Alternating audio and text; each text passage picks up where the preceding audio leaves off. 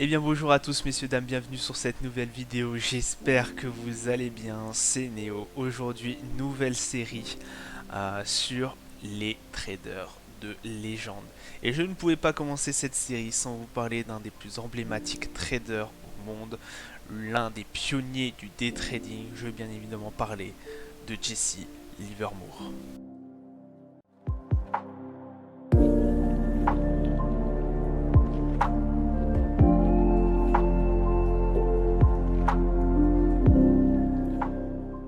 Jesse Livermore, dit Jesse Lauriston Livermore, est né à Shrewsbury dans le Massachusetts le 26 juillet 1877.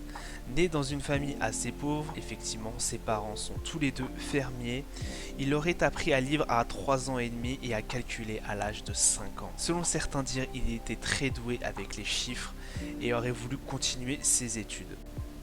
À l'âge de 14 ans, son père décide de le retirer de l'école pour qu'il puisse aider à la ferme. Mais Jesse ne veut pas entendre parler de ça. Lui, ce qui l'intéresse, ce sont les chiffres. Tout ça, Jesse le sait, il aura peut-être un autre destin que d'être fermier.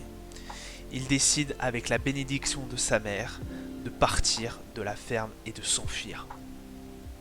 À 14 ans du coup, il quitte sa famille pour se retrouver à Boston et obtient, dès l'âge de 14 ans du coup, son premier emploi en tant que garçon de conseil dans Paine Webber Stockbridge à Boston. Il écrit notamment les cotations à la craie sur un tableau et il se familiarise avec les chiffres et notamment le monde boursier. Jesse va alors commencer à marquer dans un carnet toutes les cotations des entreprises et à analyser chacune des performances d'entre elles. C'est là que va commencer son vrai travail, celui qui va l'amener plus tard à devenir l'un des meilleurs traders au monde. Une fois à son modèle bien défini, il décide alors de commencer à parier avec les bucket shops et il va très vite monter en puissance. Et très vite Jesse va se voir interdire l'accès de ces bucket shops effectivement puisqu'il gagne ses 1000 premiers dollars à l'âge de 15 ans. Ce qui représente environ à l'heure actuelle plus de 20 000 dollars. C'est énorme pour une personne de 15 ans. S'étant fait bannir de la plupart des bucket shops de sa ville, mais néanmoins ayant réussi à encaisser plus de 10 000 dollars à l'âge de 20 ans, Jesse Livermore décide alors de se confronter au vrai marché boursier. Ayant perdu une grande partie de son argent et lui restant plus que 2500 dollars, Jesse Livermore décide alors de franchir le pas et d'aller se confronter au vrai marché à New York. Arrivant à Wall Street, Jesse décide de commencer à parier et il devient un trader gagnant. Mais au fur et à mesure du temps, sa stratégie devient de moins en moins bonne, puisqu'en effet, elle ne s'applique pas forcément au marché de Wall Street, au marché boursier, mais plutôt tout ce qui est fait dans les bucket shops. À ce moment-là, Jesse décide de se retirer totalement de Wall Street pour aller s'exiler à Saint-Louis pour commencer à parier dans ce qu'il connaît le mieux, les bucket shops. Très vite, Jesse se fait repérer, effectivement, étant interdit de jouer dans les bucket shops à Boston, il se voit encore refuser l'accès à certains bucket shops et par la suite à l'ensemble des bucket shops de Saint-Louis. Mais à ce moment-là, le trader décide de faire un coup de magie. Il prend quelqu'un pour prendre du coup ses positions à sa place et devient l'un des plus riches hommes de Saint-Louis. Il décide alors de retourner à New York faire du trading. C'est en 1907 qu'il arrive à faire l'un de ses plus gros coups de sa carrière. Effectivement, le marché de Wall Street ne va pas bien, les marchés financiers ne se portent pas très bien, il y a une grande panique. Nous sommes juste avant la Première Guerre mondiale.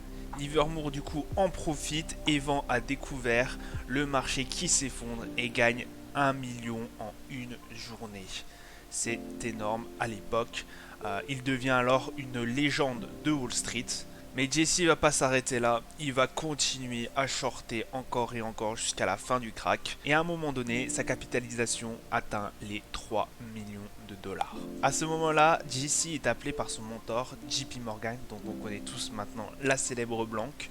JP Morgan avait renfloué toute la bourse de New York pendant ce crash et celui-ci va lui demander de s'abstenir de toute nouvelle vente à découvert. Livermore, considérant JP Morgan comme l'un de ses principaux mentors, il va donc accepter et plutôt profiter du rebond. Avec tout cet argent, Jesse décide notamment d'acheter un yacht à 200 000 $, un wagon et un appartement dans l'Upper West Side. Donc il va lui coûter une petite fortune, tous ces petits joujoux. Il rejoint bien évidemment des clubs exclusifs et a pendant ce moment-là beaucoup de maîtresses.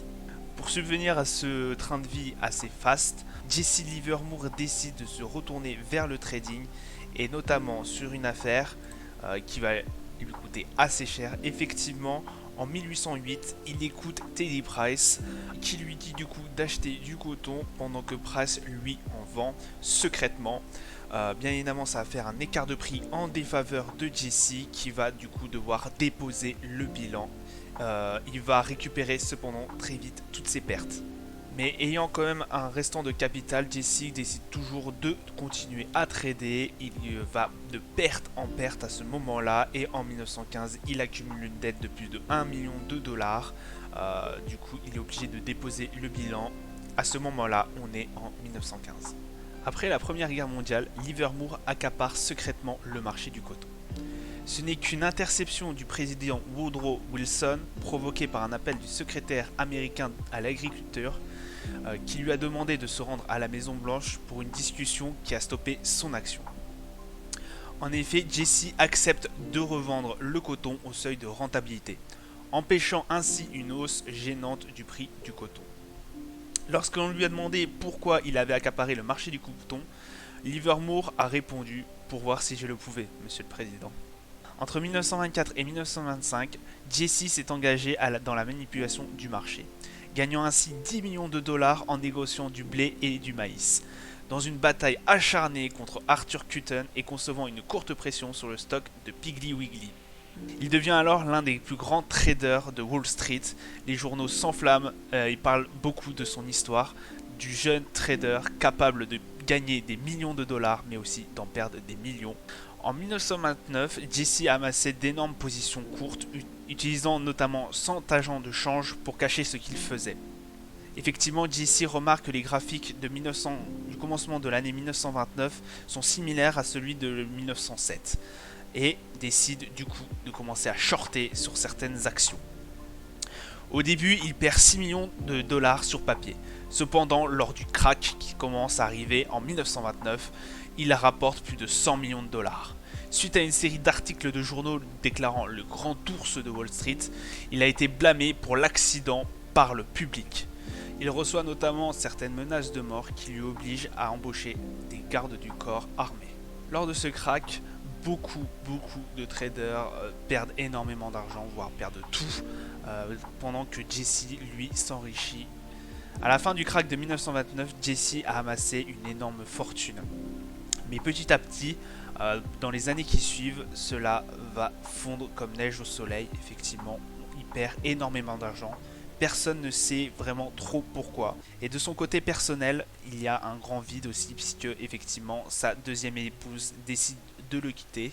Ayant voyagé beaucoup à Vienne, il rencontre alors sa troisième femme, Harriet Metz, dont son mari s'était suicidé quelque temps plus tôt. Bien qu'on ne sache pas exactement comment cela s'est passé, il a finalement perdu toute sa fortune et a déposé son bilan pour la troisième fois en 1934, répertoriant des actifs de 84 000 dollars et des dettes de 2,5 millions de dollars. Il a été suspendu en tant que membre de Chicago Board of Trade le 7 mars 1934. En 1937, il a payé la facture d'impôt s'élevant à plus de 800 000 dollars. Et en 1939, il ouvre une entreprise de conseil financier vendant un système d'analyse technique. Selon certaines sources, Jesse aurait tenté et essayé à maintes fois de revenir en bourse, de revenir dans le trade, mais ayant peu de motivation et avec le poids des années qui commence à peser sur ses épaules, la pression familiale, mais aussi tout ce qui est vie privée et autres, Jesse n'aurait jamais pu revenir avec un état d'esprit comme il l'avait avant.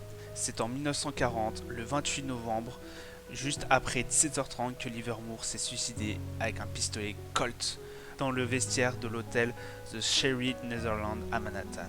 La police a retrouvé une note de suicide de 8 petites pages manuscrites dans un cahier personnel relié en cuir de Livermore. La note était adressée à sa femme, Harriet. Cette note personnelle disait: Ma chère Nina, je ne peux pas m'empêcher. Les choses ont mal tourné pour moi. Je suis fatigué de me battre. Je ne peux plus continuer. C'est la seule issue. Je suis indigne de ton amour. Je suis un raté. Je suis vraiment désolé, mais cela est la seule issue pour moi.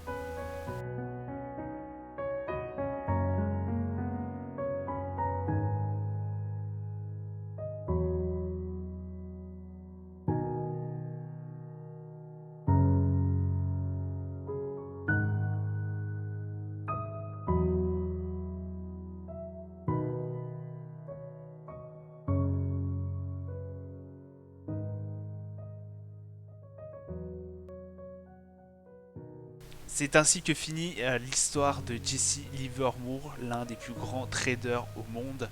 Voilà, c'est une histoire tragique qui finit dans la tragédie. J'espère qu'elle vous inspirera de sa volonté de réussir sur les marchés, de comprendre aussi qu'un environnement sain est très très bénéfique dans le milieu du trade, qu'il ne faut pas perdre espoir et qu'il faut continuer de se battre. Le trading il reste quand même aussi une passion. Voilà, j'espère que cette vidéo vous aura plu, cette histoire vous aura plu. Moi, je vous dis à plus tard pour de prochaines vidéos. Allez, ciao ciao.